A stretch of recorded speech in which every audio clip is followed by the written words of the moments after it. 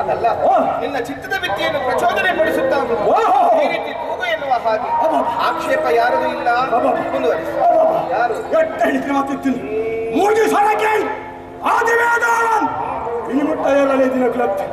ಎಚ್ಚರಿಕಾದ ತೂತ ಕಣ್ಣೆದುರು ಹಿಂಗೆ ತೋಜಂದ್ರು ಈ ಲೆಕ್ಕಿನ ಅಬ್ಬಬ್ಬ ನಿನ್ನ ಧೈರ್ಯ ನಿನ್ನ ಸಾಮರ್ಥ್ಯ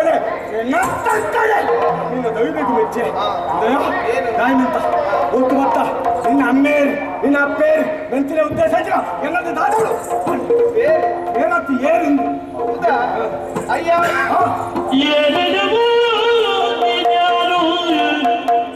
ದಾರಿಯೊಳ್ ಏನು ಕಾರಣ ನನಗೆ ದಿತ್ತಿಪೇದೆ ನೀನಾರೋ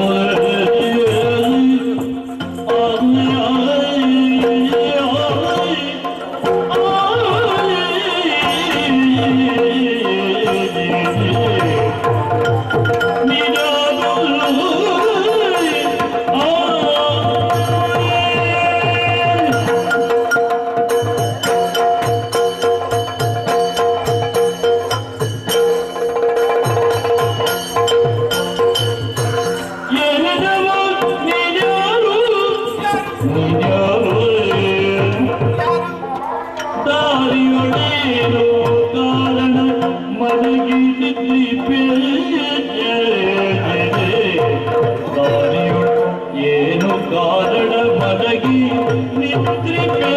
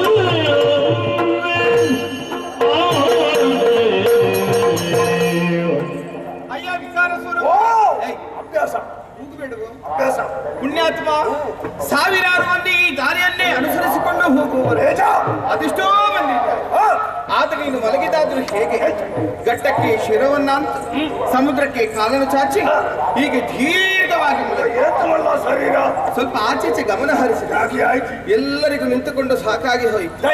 ಎಲ್ಲರೂ ಕುಳಿತುಕೊಂಡು ಹಾಗೆ ಮುಖ ನೋಡ್ತಾ ಇದ್ದಾರೆ. ಈಚೆದ್ದವರು ಆಚೆ ಹೋಗುವುದು ಹೇಗೆ, ಆಚೆದ್ದವರು ಈಚೆ ಹೋಗುವುದು ಹಂಚೆ ಮಾಡಿ ಉಳಿದವರಿಗೆ ಗೊತ್ತು ಜಂಕಣಿದ್ರೆ ಅಣ್ಣ. ಪುಣ್ಯಾತ್ಮ, ನನಗೂ ಕೂಡ ದಾಟಲು ಅಸಾಧ್ಯವಾದ ಕಾರಣದಿಂದಲಾಗಿ ನಿನ್ನನ್ನು ಎಚ್ಚರಿಸಿದವಳು ನಾನಾಗಿದ್ದೆ. ನಿನ್ನನ್ನು ಕಾಣುವಾಗ ವಿಧ ವಿಧವಾದಂತಹ ಪ್ರಶ್ನೆಗಳು ನನ್ನ ಮನಸ್ಸಿನ ಚೌಕಟ್ಟಲ್ಲಿ ಮೂಡುತ್ತವೆ. ಪ್ರಶ್ನೆ ಏನು ಮಲ್ಲಯ್ಯ?